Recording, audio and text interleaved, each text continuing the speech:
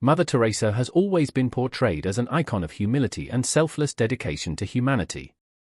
Little did the public know that the woman had been suffering in silence for decades while still smiling. Just before her death, she spoke out, only to reveal terrifying secrets. What you are about to watch will send cold shivers down your spine. Sit close as we delve into Mother Teresa's heartbreaking ordeals and terrifying secrets that have shaken the world to its foundation.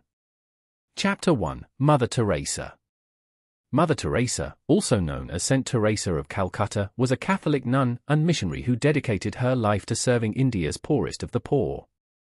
She founded the Missionaries of Charity in 1950, a religious congregation dedicated to caring for the sick, the hungry, the homeless, and the dying.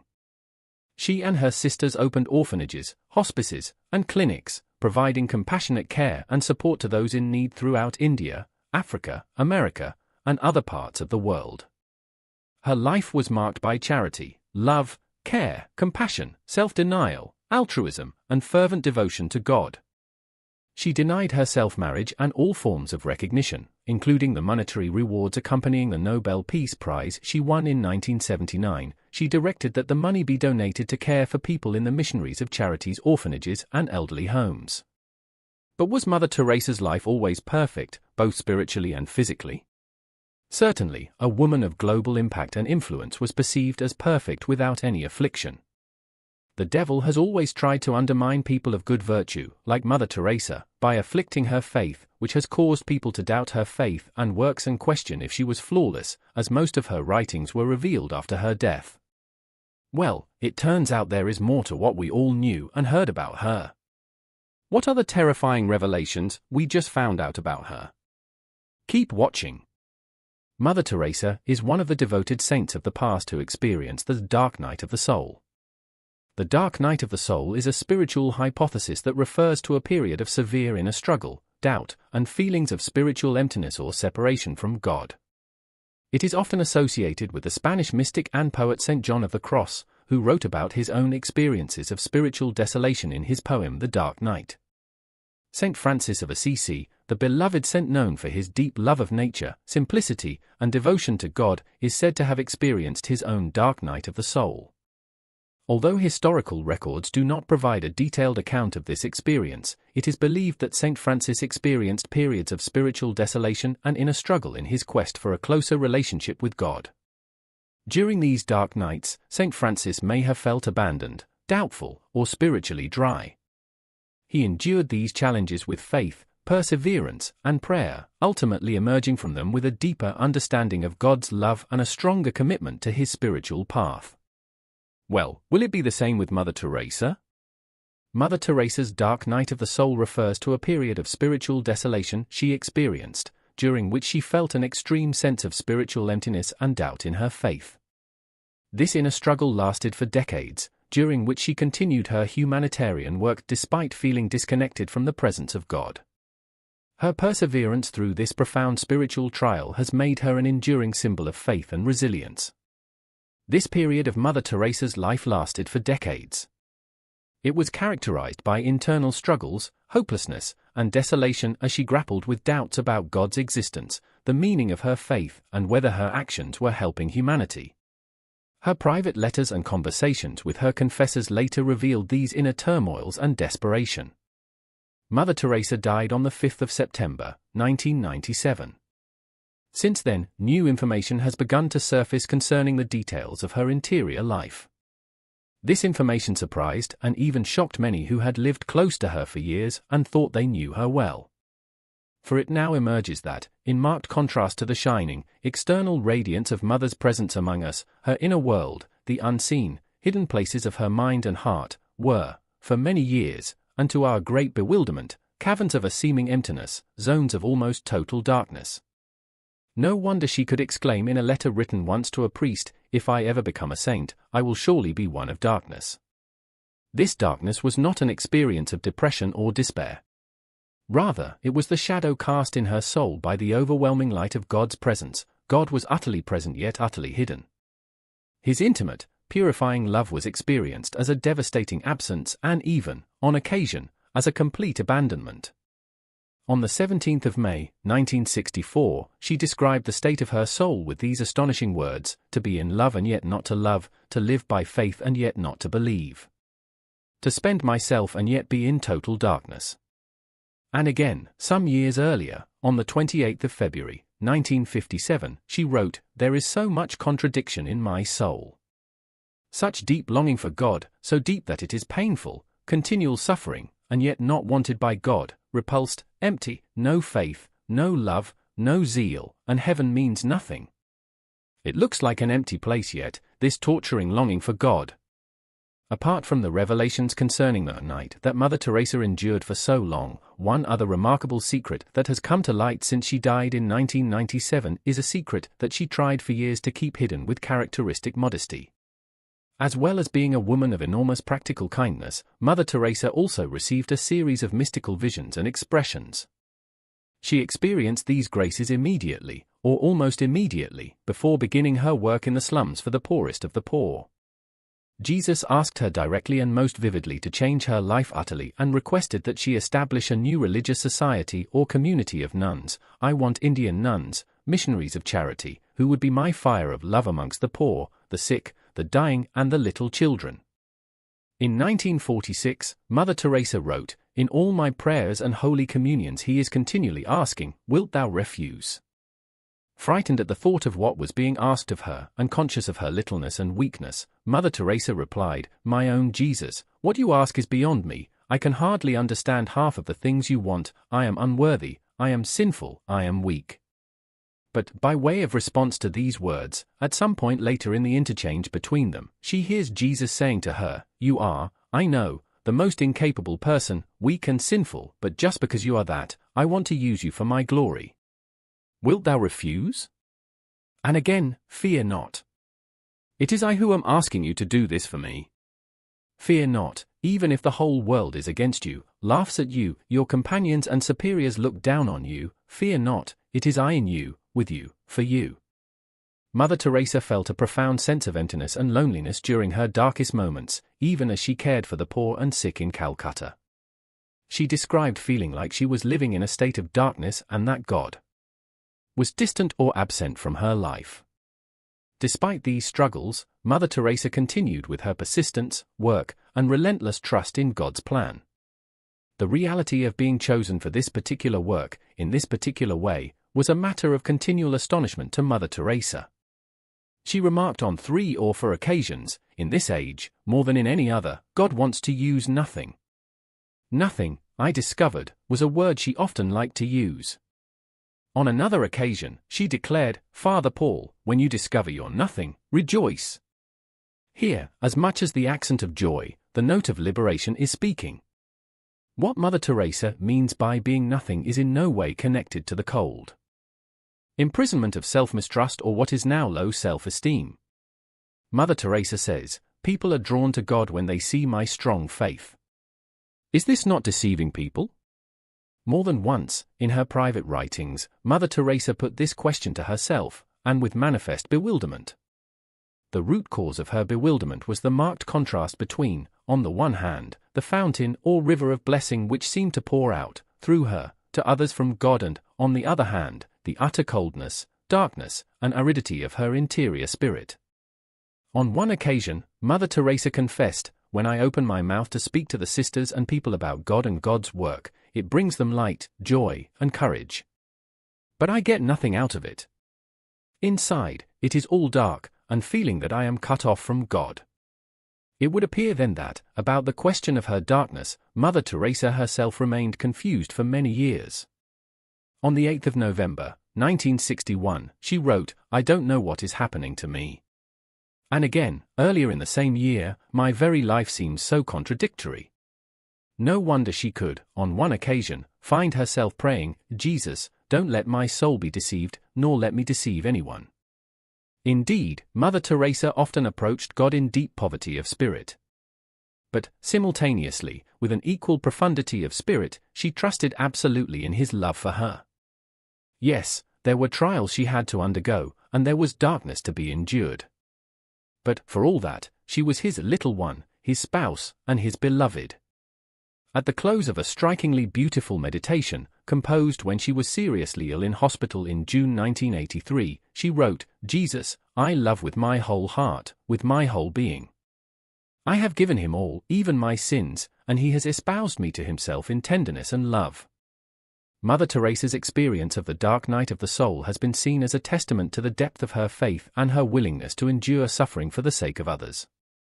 It also serves as a reminder that even the most devoted and saintly individuals can face periods of doubt and spiritual crisis. Mother Teresa's journey through the dark night of the soul exemplifies perseverance, faith, and trust in God's mysterious ways, even amid profound suffering and uncertainty. Her ability to continue serving others with love and compassion despite her inner struggles is a powerful testament to the strength of her character and her commitment to her calling. But why would a woman who so passionately loved her God go through all that? Still, people picked some flaws in her life. Why was she emotionally and psychologically tortured with endless controversial claims? Chapter 2: Controversies about Mother Teresa. Mother Teresa was one of the most influential women of the 20th century. She was a short-bent woman but had a commanding presence. She was a global icon whose humanitarian work touched the inner parts of the earth, from Asia to America and Africa. However, was she really that perfect? Did she really mean good for the people under her watch? You will soon find out. Dr. Jack Prejer was a British doctor who treated the poor for free from 1972. One day, she encountered Mother Teresa's works in a BBC documentary. Moved by her generosity and sacrifice, she started working with her but soon discovered that most of her reputation was false. According to Dr. Prejer, great things should have been done in terms of modern medical care. Dr. Prejer testified that there was no proper medical care in Mother Teresa's ashram. All the patients had shaved heads, no chairs anywhere, and just stretcher beds, similar to the First World War stretcher beds. There was no garden, no yard, even nothing. 40 to 60 men and women were compacted in one room and the same case in another room, with injection needles that were no longer sharp and repeatedly used in many people. Painkillers were not available for people with severe pains, like the case of a young lady who went there with terrible burns, but there were no painkillers at least to subside her predicament. However, Dr. Prejer managed to get morphine and smuggled the morphine into this woman and helped her wither her pain, and the defense always was, "We are not a medical order." Despite receiving millions and billions of dollars as donations, Mother Teresa wasn't providing medical care to the houses she administered. One 15-year-old kid had a very relatively simple kidney complaint that got worse when he didn't receive antibiotics. Consequently, he needed an operation, and she said, "Well, they will not take him to the hospital." I said, "Why?" "All you have to do is get a cab, take him to the nearest hospital, demand that he has treatment, and get him an operation." She says they don't do it. They won't do it. If they do it for one, they must do it for everybody. And I thought, but this kid is 15 years old. Mother Teresa let that 15-year-old kid, who could have possibly survived a simple medical operation, writhe in pain. Mother Teresa had enough money to run a modern hospital for these patients and the poor, but Mother Teresa didn't do that. When people questioned her unconventional ways, she said, "We are not social workers, the work is only a means to put our love for Christ into action." Despite also receiving medical supplies as donations, she never used them. The spiritual mission of Mother Teresa was characterized by pain and suffering. Could this be the effect of the spiritual silence she suffered? Mary Johnson, who formerly worked as a missionary for 20 years, left Mother Teresa's cult and wrote her reasons for leaving this cult in her book. The lives of these nuns in missionaries of charity were filled with manipulation, exploitation, and abuse. Mary Johnson describes a strict regimen of work and prayer, enforced silence, and severe punishments for breaking the rules. Many of the nuns who joined Mother Teresa's order were young and inexperienced, often from poor backgrounds, and vulnerable to manipulation. Mary Johnson's account raises serious questions about the true nature of Mother Teresa's organization and the extent of her involvement in its day-to-day operations. In conclusion, while Mother Teresa's legacy as a symbol of compassion and selflessness endures, these revelations about her private struggles and the controversies surrounding her work serve as a reminder that even the most revered figures are complex and flawed human beings. It is important to critically examine the actions and motivations of historical figures, even those who are widely celebrated, in order to gain a more nuanced understanding of their impact on the world. The controversies surrounding Mother Teresa were quite hard. The nuns were told to live in poverty, and they were sent to beg. At the same time, Mother Teresa had all the money in the world. Nuns were only given 2 sets of saris, a traditional garment in India, and they were not allowed to take baths daily. Moreover, they were prohibited from going out alone, watching television, reading newspapers, or speaking with people outside the ashram. They were not even allowed to meet their own families. All communications with the outside world except that once-a-month home letter were prohibited, including talking with co-workers about anything other than work. It is important to note that these aren't confirmed truths, but controversies from those who worked with graced Mother Teresa. How did Mother Teresa navigate this well of endless controversies? Could any of these claims be true? Keep watching to find out. Chapter 3, Yes to God. As the years of darkness came and went, Mother Teresa slowly began to see them as something different from the dark night of the soul described by John of the Cross and experienced by Thérèse de Lisieux. She concluded that it was an essential part of her vocation as a missionary of charity. Even as a teenager in Skopje, Teresa longed to serve the poor. When she became a missionary nun, she spent her Sundays roaming the slums around the Loreto compound, bringing relief to the poor. When she received the call within a call, she dedicated the rest of her life to giving the poor, the sick, the lonely, and the dying the love the world had denied them. Moreover, she voluntarily took on their poverty as her own. Teresa dedicated her life to this work because she believed that Christ demanded it of her. As she often said, when she succored the poor and the sick, she ministered to Christ in his distressing disguise, the Christ who thirsted. So, it was inevitable, given that she shared in the suffering of the people she served, that she eventually discerned her inner poverty as a share in the suffering of Christ himself. She remembered the oath she'd made back in 1942. Never to deny God anything asked of her, and she realized that loyalty to the oath meant embracing God's withdrawal. We must know exactly what is in our yes to God. Yes means I surrender, totally, fully, without any counting the cost. It meant accepting whatever God gave and giving whatever God chose to take away. And for Teresa, it meant accepting the burden of Christ's passion. When she was allowed that insight into the nature of her darkness, she recognized it as an inevitable aspect of the call within a call. She would go so far as to say that she loved the darkness because it was a very, very small part of Jesus' darkness and pain on earth. Mother Teresa wholly focused on her mission of serving the poorest of the poor. Endowed with a kind heart and human empathy, she was, however, never a standoffish person. She possessed, in fact, a very lively sense of humor, and few things pleased her so much as the exuberant joy she witnessed, again and again, in the young women who came to join her congregation to work for the poorest of the poor.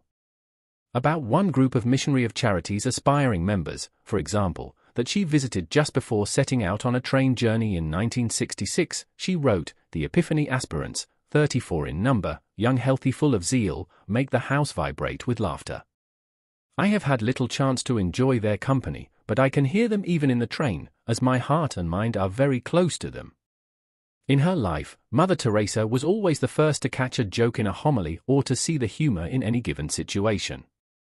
Writing to a friend, on one occasion, from whom it would appear, she hoped to receive a letter, and soon, she made the following complaint: "When I write regularly, the sisters say I am in the first class, if less, second and third class.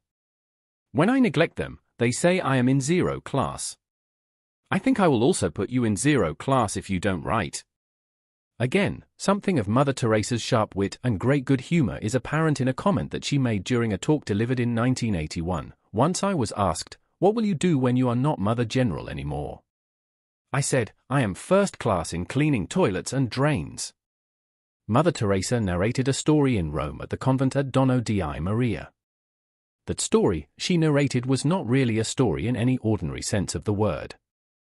It is, in fact, the account of a dream she had had many years before. As she expressed the details of the dream, Mother Teresa didn't laugh outright at any stage, but there was laughter in her eyes from start to finish. Here is the dream, as she told it: "One night during the first months of my work in the slums of Calcutta, I had a dream. It was like a vision. All of a sudden, I found myself at the gates of paradise. And I was delighted, filled with joy. But just as I was about to walk through the gates, St. Peter came out and blocked my way.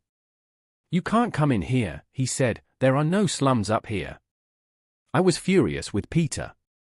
And I immediately told him, "All right, I will go back. But I'm going to return here, Peter. And I will fill this heaven of yours with all my people from the slums." So funny. This took place on the 26th of October, 1994. But how did Mother Teresa become a saint? Was she worth the title? Was she even canonized? Chapter 4: Legacy of Mother Teresa. Mother Teresa's legacy is profound and enduring. She inspired countless individuals worldwide to follow in her footsteps and make a difference in the lives of those in need. One of her most significant contributions was her commitment to serving those marginalized and forgotten by society.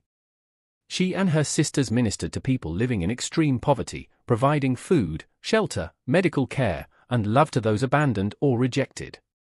Mother Teresa believed that every person deserved dignity and respect regardless of their circumstances, and she worked tirelessly to alleviate their suffering. Mother Teresa's work extended beyond physical care to encompass spiritual nourishment. She believed that the greatest poverty in the world was not material deprivation but spiritual emptiness and loneliness. Through her example of selfless service and compassion, Mother Teresa inspired others to cultivate a deeper sense of empathy and kindness towards their fellow human beings. She emphasized the importance of love, forgiveness, and humility in building a more compassionate and harmonious world. Mother Teresa's legacy also includes her advocacy for peace and justice on a global scale. As a Nobel Peace Prize laureate, she spoke out against war, violence, and injustice, calling for reconciliation and understanding among nations and religions. Mother Teresa believed that true peace could only be achieved through love and compassion, and she encouraged individuals to work together for the common good. In addition to her humanitarian work and advocacy efforts, Mother Teresa's legacy lives on through the Missionaries of Charity, which continues to serve the poor and needy in more than 130 countries worldwide. The organization runs homes for the sick, disabled, elderly, and homeless, as well as orphanages, schools, and soup kitchens. Mother Teresa's example has inspired countless individuals to volunteer their time and resources to help those in need, creating a ripple effect of kindness and generosity that transcends borders and cultures. Mother Teresa passed away on September 5, 1997, but her legacy is a beacon of hope and compassion in a world often plagued by suffering and division. Her life serves as a reminder that even the smallest acts of kindness can make a significant difference in the lives of others. Mother Teresa's legacy challenges us to look beyond ourselves and reach out to those most vulnerable and in need, embodying the true spirit of service and love she exemplified throughout her life. Teresa's final years were ones in which poor health and physical suffering became her daily burden. Just a few months before her death, suffering from heart failure and pneumonia, she lay in a hospital bed, unable to speak because of the bronchial tube that had been inserted to help her breathe. She tried to communicate with her caretakers by writing on slips of paper but was too weak to do so. Finally, mustering all her strength, she could scrawl, "I want Jesus."